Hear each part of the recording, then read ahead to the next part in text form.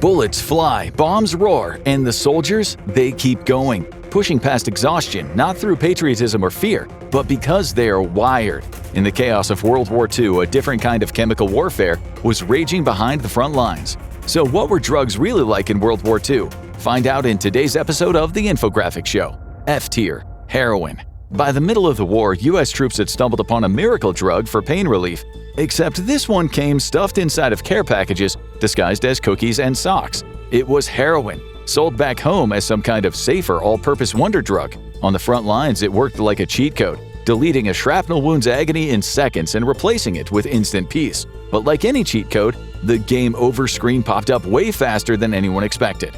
Beyond the immediate relief lay a logistical nightmare, as the drug's unstable potency meant that a single dose could easily stop a soldier's heart cold. Medical logs from prolonged sieges reveal a grim reality, where units lost men not to enemy bullets but to the needle itself. It transformed hardened veterans into shaking liabilities who were desperate for a fix rather than a fight. The withdrawal symptoms were often more debilitating than the battle itself, leading soldiers to dub it the White Ghost. Because once it sank its hooks in, the soldier you were with was gone forever. It offered a quick escape, but the permanent crash earned it a solid F tier.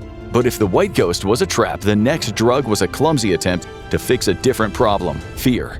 D tier, alcohol. Alcohol was the original liquid courage that helped charges happen from beaches to islands. Plenty of commanders played the enabler card, pouring drinks before dawn to hide the battle jitters. But the reality was completely different. The British Navy would hand out a small cup, about 4 ounces of rum, every day at exactly 12 p.m. Meanwhile, Americans in the islands were cracking open roughly 500,000 cases of beer every month. Rum actually held its own against the beginner traumas of war, mostly shock and boredom. Reports showed that it dulled nerves with a 40% drop in stress symptoms, but only for a short time.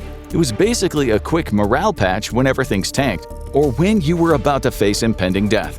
But alcohol made the jungle conditions even more dangerous. In Burma's extreme heat, it worsened dehydration and contributed to additional cases of heat stroke, a rookie mistake for anyone operating in that climate. And drunken patrols crashing through the jungle were never gonna take anyone by surprise. Enemy forces learned to exploit the pattern, launching charges during rum-fueled naps, and enemy spotters eliminated whiskey watches easily. Alcohol could offer a brief surge of courage, but it absolutely destroyed accuracy. It's worth mentioning the Russian vodka given for attack waves. Issued to over 2 million soldiers by 1943, these 3.5-ounce shots turned troops into clumsy messes in the cold. Alcohol is a classic item, but in the high-stakes world of World War II, it just couldn't compete with the newer consumables. Alcohol made you brave but sloppy, sure, but the next item promised a clean wake-up call, no hangover, just the jittery hands of a full-time nervous wreck. C tier, caffeine. Caffeine was readily available to troops via meal kits, with US soldiers sinking 32.5 pounds of Joe every single year. In total, they brewed over 5 billion mugs, fuel that basically kept the entire army moving. Rationing it at home capped civilians to 1 cup a day, freeing the beans for the soldiers, and they needed it. It helped clear the adenosine fog, which is basically like fixing lag in your brain connection. But at the top, 30 to 60 minutes after drinking it, it triggered a small lift. Tests showed that reflexes get 10 to 15% faster in tired pilots. It was a default consumable item for every branch of the military. Soldiers built up a tolerance within weeks and doubled the amount for a better buzz. This led to inevitable crashes. This wasn't just theory. Reports showed that overcaffeinated soldiers struggled with their equipment, dropping gear and mishandling weapons. In some cases, the sheiks gave away their positions to nearby enemy patrols. Yet, as a starter stimulant, it avoided the freakouts of the big leagues. Solid, reliable, but basic. C tier. Coffee could keep your eyes open, but it couldn't turn off the screaming in your head. For that, you needed to hit the mute button. B tier, barbiturates. If the shelling didn't drive you insane, the punishing Pacific heat definitely would. Enter barbiturates, better known to the troops as goofballs. These heavy-duty sedatives became the battlefield sleep mode, handed out by medics to troops who had hit their breaking point. In 100-degree swamps where no one could sleep, goofballs were the only thing that could take the edge off enough and let the soldiers actually pass out. While the drug successfully slashed insomnia rates by half, its therapeutic hitbox was dangerously broken. The difference between a good night's sleep and a body bag was terrifyingly small. Overdoses became rampant, knocking entire squads into comas right when they needed to be on guard duty. and long-term use resulted in brain damage rather than just addiction. Although it served as a decent shield against shell shock, the high risk of friendly fire casualties keeps this drug stuck in the B tier. Barbiturates knocked you out, but sometimes you needed to stay awake and fight through the pain. B tier, codeine. Sometimes you don't need a nuke when a sniper rifle will do, and that's exactly where codeine came in. It was the mid-tier loot in a medic's bag. Not powerful enough to cause a full system shutdown like the heavy opioids, but it was still strong enough to act as a reliable buffer. As the MVP of trench warfare, codeine kept men moving when they should have been down for the count. Logs showed it saved 10% more walking wounded compared to units lacking the supply. However, this utility came with nasty side effects, wrecking soldiers' guts with cramps and nausea that could take a man out of the fight just as fast as a bullet.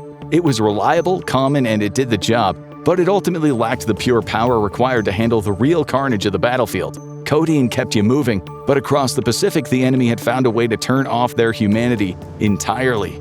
B tier, Philopon. Philopon was Japan's made-in-the-lab methamphetamine. It flooded the brain, suppressing tiredness and locking users into a state of intense focus that ignored every warning flag. It basically disabled the retreat button entirely.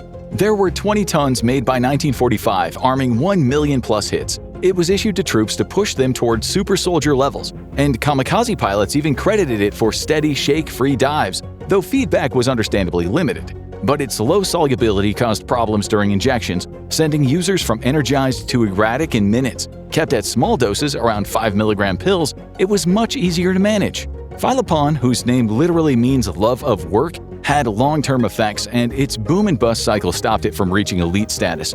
After the Japanese surrender, a nationwide speed storm followed, with about 550,000 people hooked by 1954. It was a high-risk, high-reward item, but ultimately too unstable for the top tier. The Japanese speed was scary, but the Germans had a refined painkiller that changed the game. A tier, Oxycodone. The Nazis didn't just build better tanks, they built better drugs, and oxycodone was German engineering applied directly to the human nervous system. It was cleaner, faster, and stronger than anything the Allies had. A single injection that didn't just numb the pain but wiped it entirely, leaving the soldier clear-headed enough to keep firing like nothing had happened. It was a logistical dream, resistant to heat, impossible to spoil, and kicking in at full power within 15 minutes. German surgeons could perform operations on wide-awake soldiers near the front lines. It was essentially a chemical force multiplier. But like most German wonder weapons, it collapsed under its own supply chain. When the bombing raids intensified, the shipments dried up and withdrawal slammed into the troops with brutal force. In the end, it was a powerful tool that simply couldn't outlast the war around it. Oxycodone conquered pain, but this next drug ignited unbridled confidence, propelling assaults with fleeting fire. A tier, cocaine. Cocaine kept the armies marching. A single sniff fired off a chemical surge, though it offered no real endurance, no calories, no lasting power, and too weak to stand alone. But that surge latched onto brain circuits, spiking certainty and freezing flinch reflexes. Once the booger sugar hit, around 5 to 10 minutes after a toot, the energy was like a rocket boost, an adrenaline-style jolt that shut down panic. Even commanders known for steady nerves felt the sudden lift. It was a powerful confidence booster, but the effect was too short-lived to support long missions. Of course, it was potent. Sure, it had its limitations. It only took around 20 to 30 minutes to feel the crash, and the risks were high, with the effects sometimes dropping off abruptly. It put a massive strain on the heart, especially after repeated use. And with no natural recovery built in, even a wired soldier who took a bunker still had to deal with scattered, unfocused thoughts once the surge went away. Toward the end of the war, German soldiers started mixing cocaine with meth and oxycodone, something we'll get to later. But cocaine was too wild and ran out too fast. The Allies needed something steady, reliable, and strong enough to keep a pilot awake for a whole day without crashing the plane.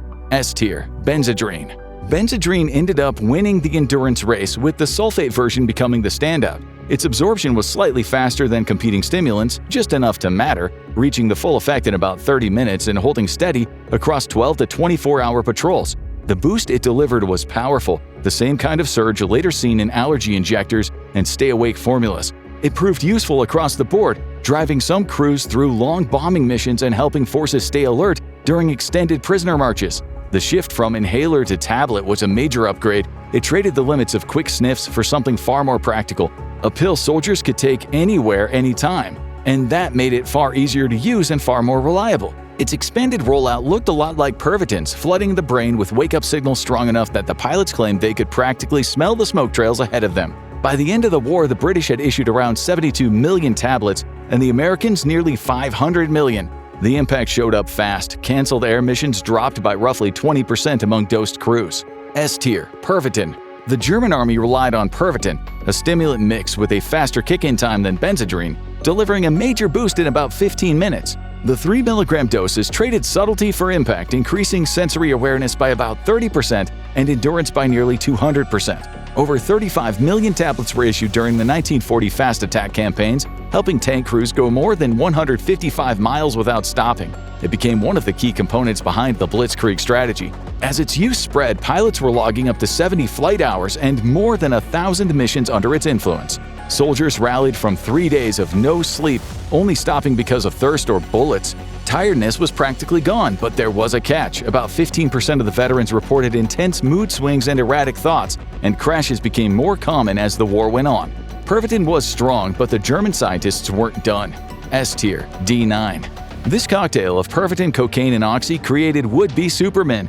D9 became the German military's big experiment on the Eastern Front, an all-in stimulant mix that stacked every major boost into a single dose. The testing ground for D9 was the Sachsenhausen concentration camp, and the results were impressive. The prisoners could haul 44-pound packs more than 90 miles without resting. Unlike single stimulants, it gave an immediate rush, a sustained speed effect, and a deep reduction in pain. Working together, these components pushed users beyond their normal limits. It delivered the alertness of cocaine, the stamina of Pervitin, and the numbing power of morphine all at once. It took a while to kick in, but when it did, users became the 1940s version of the Terminator. Germany planned to manufacture more than 100 million doses by 1945, but British bombing campaigns destroyed the production labs before the project could expand. And it wasn't a simple formula. Its combined effects were so overwhelming that it forced military planners to rethink the limits of human performance. Nothing else came close. Now go watch Mad Jack, a real-life World War II madman, to meet the soldier who didn't need any drugs to go full-on insane. Or click on this video instead.